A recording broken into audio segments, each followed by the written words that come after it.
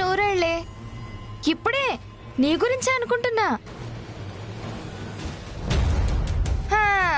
పొద్దున్నే కనిపించట్లేదు, ఎక్కడికి పోయిందా అని. నేను అంతేనే. నన్ను ఎవరైనా మనసులో తలుచుకుంటే ఇప్పుడు నువ్వు తలుచుకున్నావని తెలిసింది. అందుకే నేను నీకు ఫోన్ చేశాను. మేం తలుచుకున్న వెంటనే నీకు తెలిసిపోవడానికి నువ్వేమైనా భగవత్ స్వరూపిణివా? మనం మనసులో ఎవరి గురించైనా అనుకున్నా వెంటనే వాళ్ళు ఎదురుగా వచ్చి నిలుచున్నా, ఫోన్ చేసినా వాళ్ళనేమంటారో తెలుసా? పాపి చిరాయువు అంటారు. నువ్వు పాపివి కాబట్టే అనుకున్న వెంటనే ఫోన్ చేశావు. అయినా ఇంట్లో పనులు చేయకుండా ఇంత పొద్దున్నే ఎక్కడికెళ్ళావే? 3 పూటలా తిని తిరిగితే ఇంట్లో పనంతా ఎవరు చేస్తారనుకున్నావే? ఇంట్లో పనులు చేయడానికే కదే పని మనిషిగా నువ్వున్నావు. ఏయ్, ఎవరే పని మనిషి? మాటలు మంచిగా రాని. ఇంటికి రావే. నువ్వు ముందు అసలు ఇంటికి రావే, నీ పని చెప్తాను. నేనిప్పుడెందుకు వస్తాను? నేనిప్పుడు హైదరాబాద్కి వెళ్తున్నాను. హైదరాబాదా? ఓహో, ఈరోజు రేపు దుర్గమ్మత్త ఎలాగా బయటికి గెంటేస్తుందని ముందే ఊహించి పెట్టేబేడ సర్దుకొని హైదరాబాద్కి మకవెత్తేస్తున్నావా? ఊళ్ళో ఉంటే మొహం చెల్లదు, నా ముందు తల ఎత్తుకుని తిరగలేక వెళ్ళిపోతున్నావా? ఇంతకాలానికి ఒక మంచి పని చేస్తున్నావే, ఆల్ ది బెస్ట్. అక్కడైనా కొంచెం మంచిగా ఉండు. అన్నట్టు అక్కడ పని మనిషిగా బాగానే పనులు దొరుకుతాయిలే. అసలే హైదరాబాదులో పాత బట్టలు ఉతకడానికి పని మనుషుల కొరత బాగానే ఉందంట. అడుగు బొడుగు ఆ పాత బట్టలు కట్టుకుని అక్కడే ఉండు, సరేనా? పాత బట్టలు ఉతికే కర్మ వాళ్ళు వీళ్ళు వాడేసి ఇస్తే కట్టుకునే కర్మ నాకేంటే? నేను నా ఆదిత్యతో కలిసి జాలీగా హైదరాబాద్ లో షాపింగ్ చేయడానికి వెళ్తున్నా.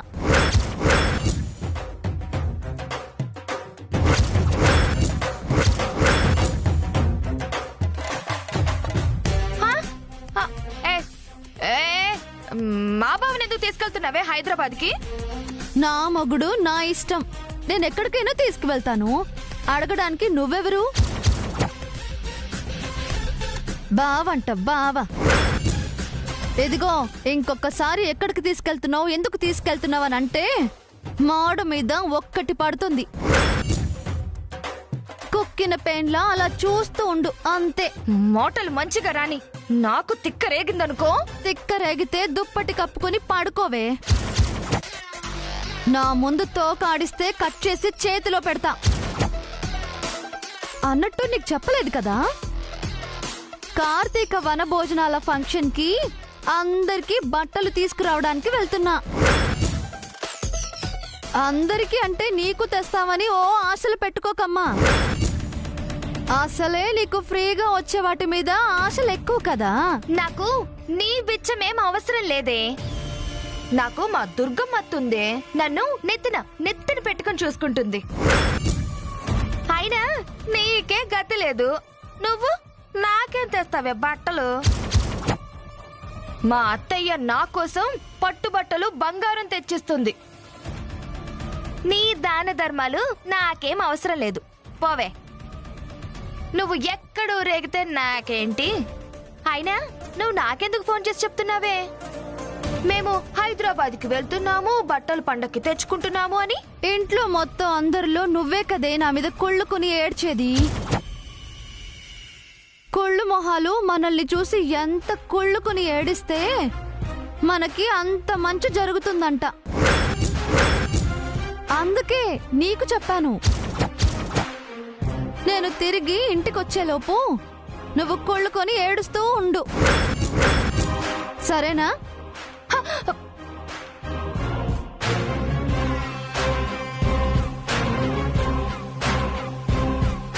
దానికి ఎందుకు ఫోన్ చేసావు?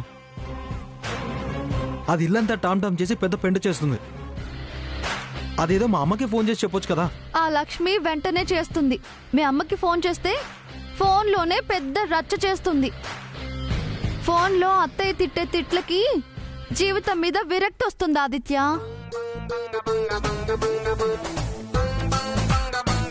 ఏంటి ఆదిత్య నవ్వుతున్నావు? అంటే మీ అమ్మ నన్ను తిడుతుంది అంటే నీకు జోక్గా ఉందా? నిన్ను నన్ను ఈ ఇంట్లో పని మనిషి అంటావు కదా, చెప్తా నీ సంగతి. నువ్వు బావతో కలిసి హైదరాబాద్ వెళ్తున్న సంగతి అత్తయ్యకి తెలిస్తే నాకు ఈ ఇంట్లో పని మనిషిగైనా చోటుంది, నీకు ఈ ఇంట్లో ఆస్థానం కూడా ఉండదు. ఇప్పుడు నీ సంగతి అత్తయ్యకి చెప్తా.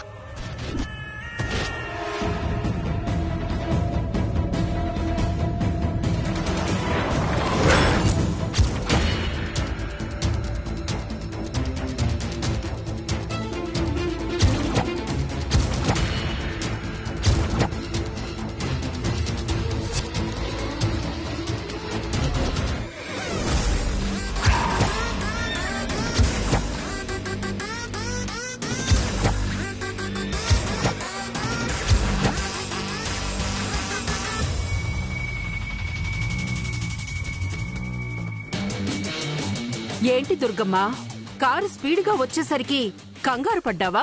లేకపోతే కారు ఎక్కడ గుద్దేస్తుందో అని భయపడ్డావా? ఇలా చిన్న చిన్న వాటికే అవాక్కైతే ఇప్పుడు నేను చెప్పబోయే విషయం వింటే గుండె ఆగిపోతుందేమో. ఒకవేళ అదే జరిగితే నడి రోడ్డు మీద నాన్న వాళ్ళు ఎవరూ లేరు, నన్ను హాస్పిటల్కి ఎవరు తీసుకెళ్తారని కంగారు పడకు. నాకు గాయం చేయడం వచ్చు, ఆ గాయానికి మందు రాయడం కూడా వచ్చు. నీకు నిజంగా నా మీద పగ ఒక్కటే ఉందనుకున్నాను. ఈ క్షణమే తెలిసింది నీది పగ కాదు, పిచ్చిలాంటి మానసిక వ్యాధి అని. నాకు తెలిసిన మంచి సైకియాట్రిస్ట్ ఉన్నారు, కుదిరితే ఒకసారి వెళ్ళతన్ని కలు, నీ పిచ్చికి మందిస్తాడు. దుర్గమ్మ, దుర్గమ్మనే. లేకపోతే ఏంటి, నువ్వు చెప్పే విషయానికి నా గుండె ఆగడమేంటి? నీ వెర్రితనం కాకపోతే. నా గుండెకి భయపెట్టడమే గాని భయపడ్డం తెలీదు. ఆహా, అలాగా? అయితే నేను చెప్పబోయేది వినటానికి రెడీగా ఉండు. నీ కొడుకు, అదే నీ ముద్దుల కొడుకు ఆదిత్యాని సిఐ నుండి ట్రాఫిక్ కానిస్టేబుల్ గా డీ ప్రమోషన్ చేయించాను.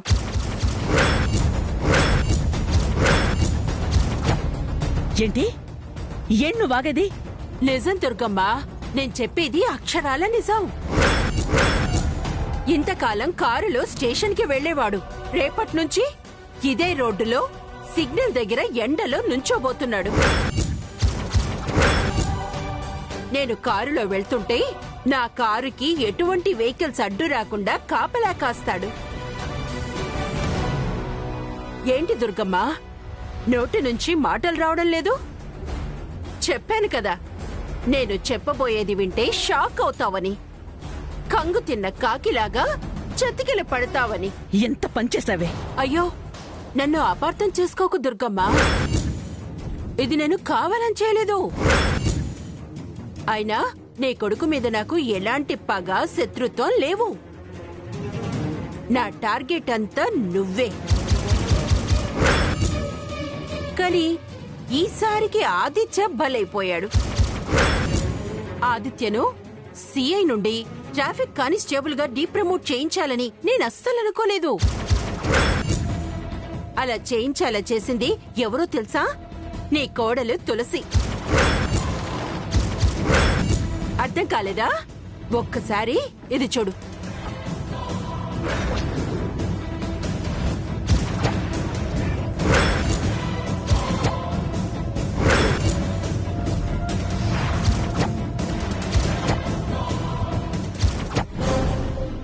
నీకు ఎంత ధైర్యం ఉంటే నా కొడుకుతో చాకరీ చేయించుకుంటావే?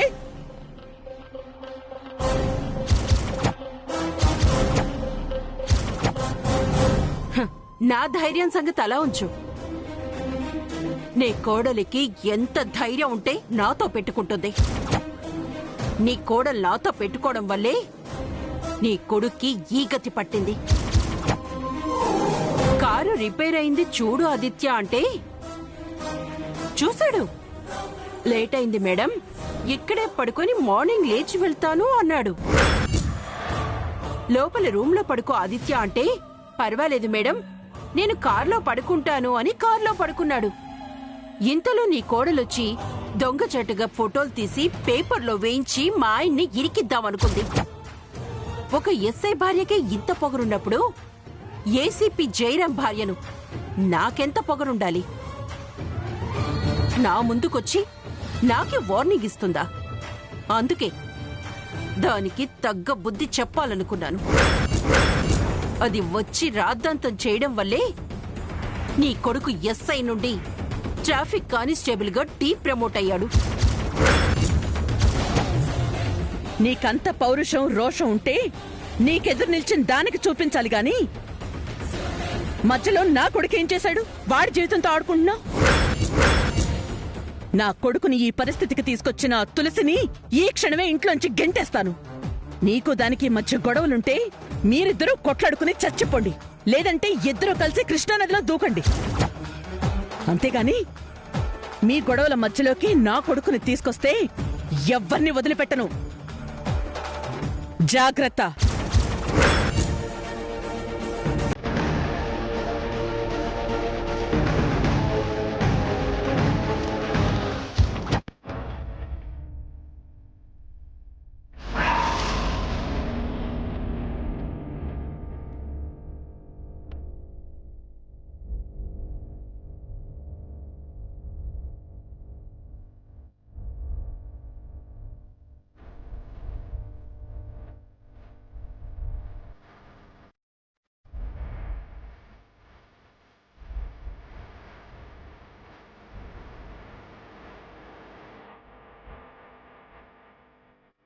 ఆదిత్య తులసి హైదరాబాద్ వెళ్ళారు. ఎందుకో ఏంటో తెలీదు. ఏం జరుగుతుందో అర్థం కావడం లేదు.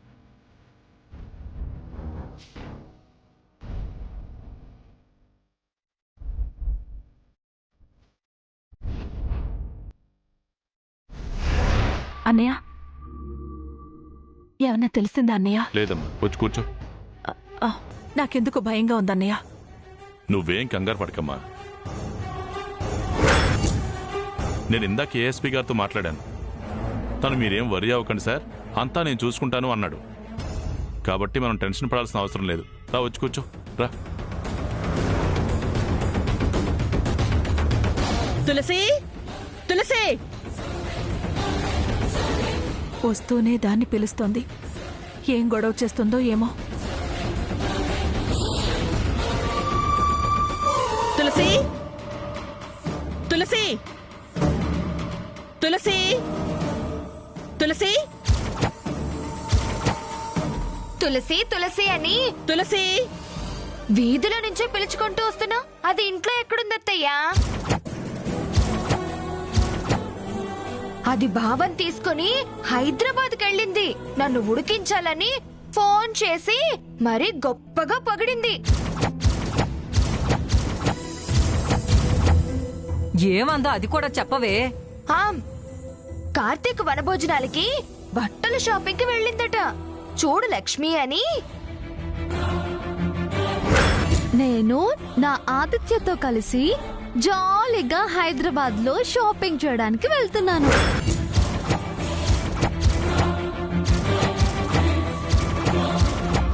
నా మొగుడు నా ఇష్టం. నేనెక్కడికైనా తీసుకువెళ్తాను. అడగడానికి నువ్వెవరు?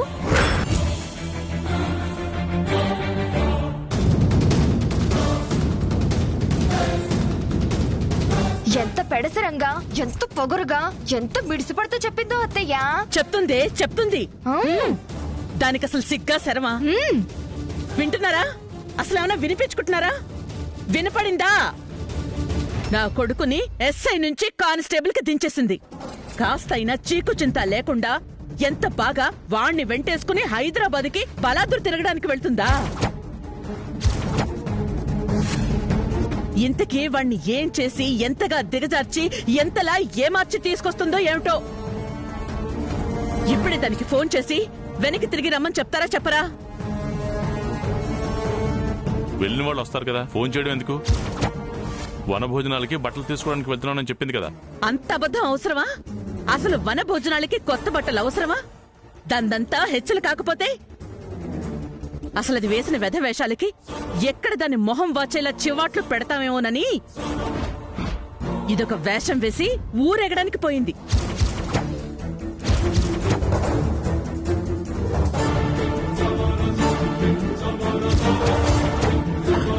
ఇప్పుడు నేను కాల్ చేస్తున్నాను, అది ఫోన్ ఎత్తగానే ఇస్తాను. వెనక్కి రమ్మని చెప్పండి.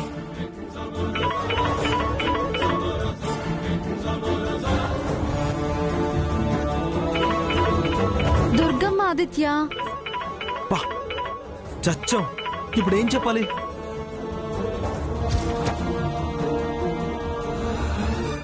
మీరు డయల్ చేసిన నంబర్ హైదరాబాద్ ప్రయాణ మార్గంలో ఉన్నది. ప్రస్తుతం మాట్లాడడానికి కుదరదు. చూసారా చూసారా చూసారా దీని హెచ్చలు? ఇది హైదరాబాద్ వెళ్తున్నట్టు కంపెనీ వాళ్ళకి చెప్పిందా? చూడండి ఎలా చెప్తున్నారు. ఏం నువ్వు అనేది? మీరే వినండి, మీకే అర్థమవుతుంది. వినండి. మీరు డయల్ చేసిన నంబర్ హైదరాబాద్ ప్రయాణ మార్గంలో ఉన్నది. ప్రస్తుతం మాట్లాడడానికి కుదరదు. అవును దుర్గా, కంపెనీ వాళ్ళకి ఇన్ఫార్మ్ చేసింది. వస్తుందిగా, వచ్చాక చెప్తాను దాని సంగతి. మరి హద్దు అదుపు లేకుండా పోతుంది దానికి. అది విన్నావా? ఈసారి దాన్ని ఊరికే వదిలేదు. అంతే. దాన్ని ఊరికే తిడితే కుదరదు, ఉతికి ఆరేయాలి. వాణ్ణలా కానిస్టేబుల్ గా మార్చినందుకు అసలు దాన్ని ఇంట్లోంచి తన్ని తరిమేయాలి. అదేం చేస్తుంది వదినా? దాన్ని తరిమేస్తానంటావేంటి? ఆ పని చేసింది కమిషనర్ భార్య. అది ఆదిత్య విషయంలో తప్పు చెయ్యదొదినా. ఊరికే దాన్నలా వెనకేసుకుని రామాకు ప్రియా. అరే, ఇదే కదా ఆవిడనలా రెచ్చగొట్టింది. అసలు ఆవిడ జోలికి ఇది పోకపోతే ఆవిడ వీడి జోలికి ఎందుకు వచ్చేది? వాణ్ణిలా స్థాయి తగ్గించే పని చేసింది. దాన్ని మాత్రం అస్సలు వదలను.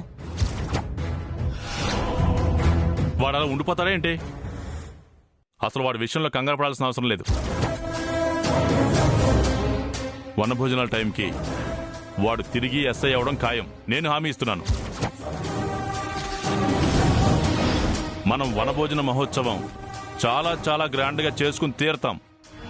పండగలాగా అదిరిపోవాలి, అంతే. ఏం పండగో అది. పని చేయబట్టే అన్ని సంతోషాలు ఆవిరైపోయాయి. మొత్తం సర్వనాశనం చేసింది.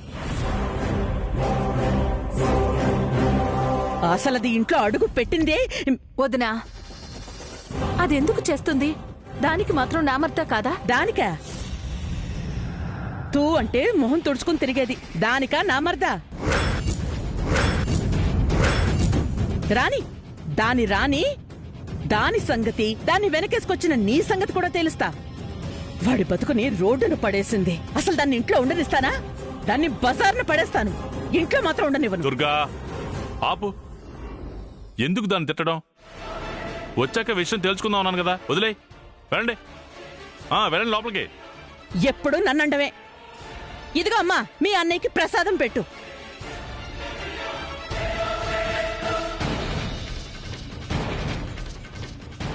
ప్రియా, నువ్వేం టెన్షన్ పడుకో. నేను మాట్లాడాను కదా, అంతా చెప్పాను కదా.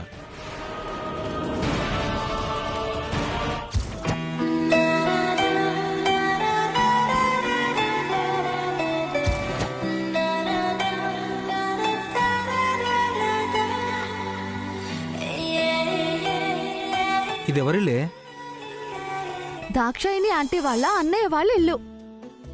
ముందు ఇక్కడ ఫ్రెష్ అప్ అయిపోయి తర్వాత మన పనులు మనం చూసుకుందాం. అలాగే కాని ఈ పాటికి అమ్మకి విషయం తెలిసిపోయి ఉంటుంది. ఏం గొడవ చేస్తుందో ఏంటో. ఏవైనా చైని ఆదిత్య, మనం గుడ్ న్యూస్ తో ఇంటికి వెళ్తాం కదా, అంతా సర్దుకుంటుంది. నువ్వు ఆ విషయంగా ఏం వరీ అవ్వకు. అసలు నీకు కీర్తి మేడంతో పంతం ఎందుకే? ఇలా ఎందుకు ఆవిడ మీద విరుచుకుపడుతున్నావు? అంత పెద్ద పొజిషన్లో ఉన్న ఆవిడ మీద సై అంటూ చిటికలు వేస్తున్నావు. ఇప్పటికి 100 సార్లు చెప్పాను, మొగుడిని అవమానిస్తే ఏ భార్య అయినా చూస్తూ ఊరుకోదు. ఈ తులసి అస్సలు సహించదు. అలాంటి విషయంలో నేను ఎవరిని సహించను ఆదిత్య. అందుకే ఆవిడికి బుద్ధి చెప్పాలని డిసైడ్ అయ్యాను. హ్మ్. ఇప్పుడు చెప్తున్నాను, చెప్తూనే ఉంటాను. అందుకే నన్ను డీప్రమోట్ చేశారు. అది సెట్ చేయడానికే కదా ఇక్కడికొచ్చింది.